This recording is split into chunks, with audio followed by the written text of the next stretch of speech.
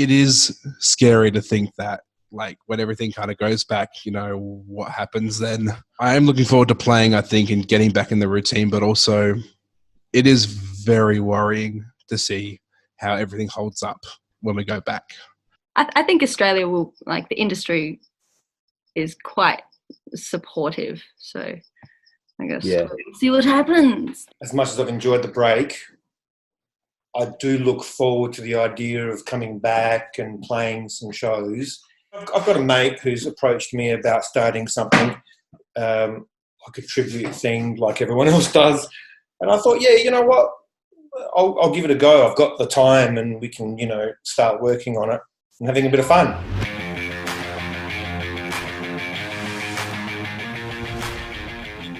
What do you think will happen to big festivals and things like that in the future? Do you think, will there be a fear factor around people gathering in large masses of people, or do you think this will be a thing that passes? I think we're just going to have to wait and see, really. No one has the answers. That's a scary thing, I think. People have done the right thing and we've got the numbers down, but what the future holds, who knows? When it comes to major events and festivals, everyone's scared of liability, everyone's scared of insurance, and nobody wants to be the festival that causes a new cluster outbreak. So the promoters aren't going to spend the money until there's some sort of guarantee, and there won't be a guarantee for a long time. I think it's Frost from the theatre world has said he's not going to do anything till the end of 2021. Major festivals in Australia are a bit of an odd bird at the minute anyway. They're kind of on the way out, except when they're not. People are saying they're going to go ahead, but nobody wants to bear that liability. How are they going to insure their festival? And then until there's a vaccine, that's right. But then that's 18 months away. It's got to go through testing, all that sort of stuff. So, yeah, it comes down to the liability. I've been lucky enough to be in the room with some heavy hitters in those, like, major touring festivals. And, like, they love the music and they love putting the shows on. But at the end of the day, like, we all saw what happened to Soundwave and Big Day Out and how they went down the gurgler because of a couple of, decisions that not everybody would have made. But nobody wants to do that. Nobody wants to just put up that much money and then maybe have it all fall over. Or maybe look at the cruise ship. Everyone's going to try and sue the Ruby Princess because they brought a whole bunch of infected people into the country. Nobody wants that. So I think the festivals is going to come down to liability. Where we're going to see an upturn is smaller events, solo, duo, gigs, smaller bands, venues with good social distancing, tables spread apart, citizens being responsible, looking after our fellow man and woman, and making sure that we're doing our best to keep ourselves, wash your hands and don't cough on people, sort of thing. That's where I think we're going to see an uptick. And that's good for us people at this ground level. We're not touring the world relying on big festivals. And you're even seeing those heavy hitters doing Instagram live shows, doing their shows from the lounge rooms. I think that's what we're going to see for the short-term future. Eventually, in 10 years' time, we'll probably have big festivals again. But I think they're gone for the next couple of years, I think. Crafty, it's going to be a while before I hit the mosh pit then, I guess, from what Rowan's saying. Yeah. Oh, what was it? Oh, yeah, it was Gliso. We were talking about the mosh pit that's at a safe distance, ISO.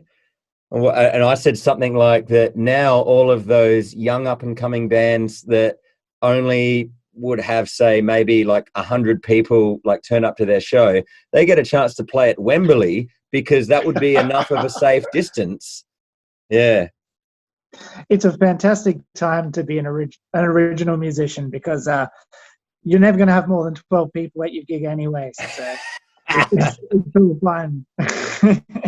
In saying that, Mark, I reckon someone added me to this lockdown open mic.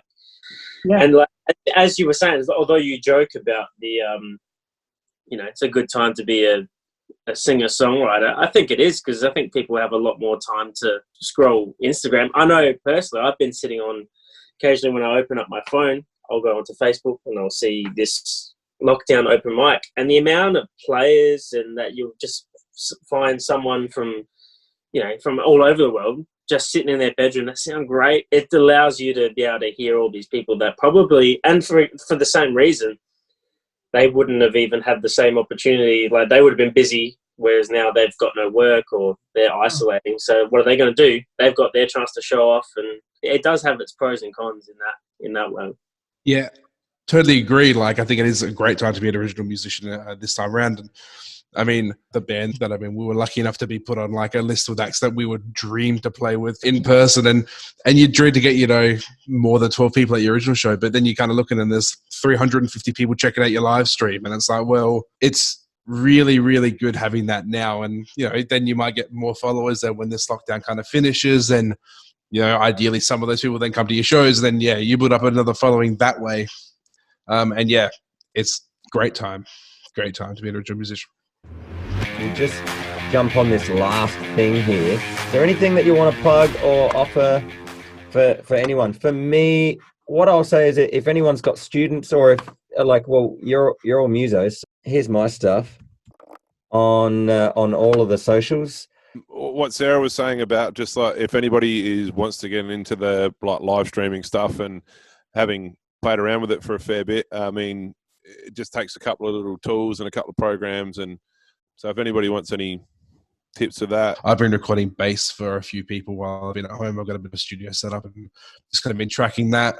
If anyone wanted a session kind of thing done, I'm more than happy to help out. I have uber amount of time at home now that I'm doing absolutely nothing. So if anyone needs any bass tracked, or even later down the track when gigs start happening, if they need a session played, just ask. More than happy to give it a crack. Does anyone want anyone tagging around and being like a ghost or a shadow at any events or something, or anything that you're doing?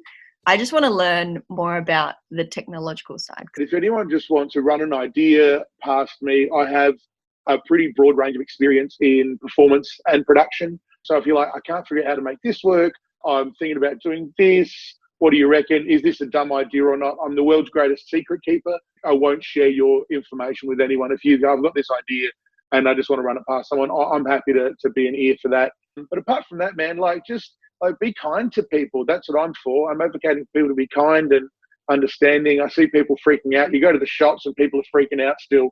So just everyone just put positivity out into the world, man. Like I said before, our industry has a really big problem with poor mental health and poor self-care. So I'm an advocate for looking after yourself and looking after your friends and colleagues. So give someone a call, check in on them, make sure you're washing your hands and be kind to people. That's what I'm plugging.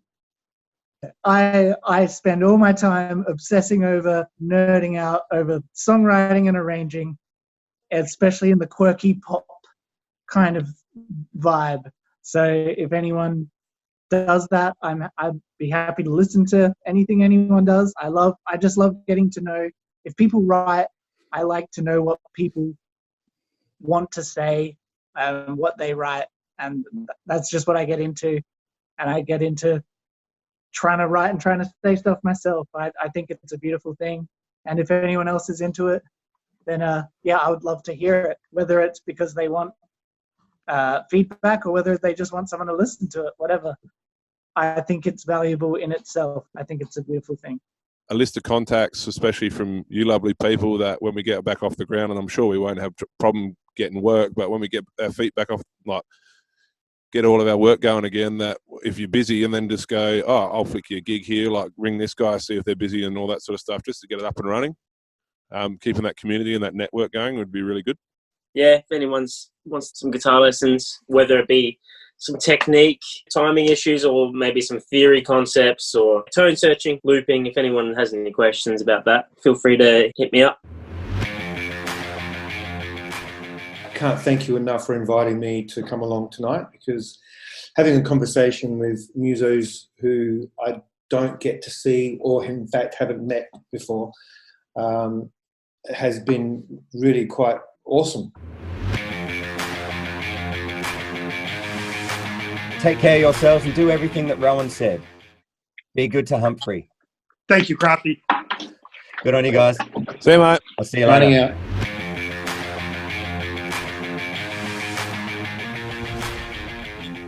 How's Humphrey dealing with all of the lockdown stuff? That's what I really wanted to know. He hasn't said a word.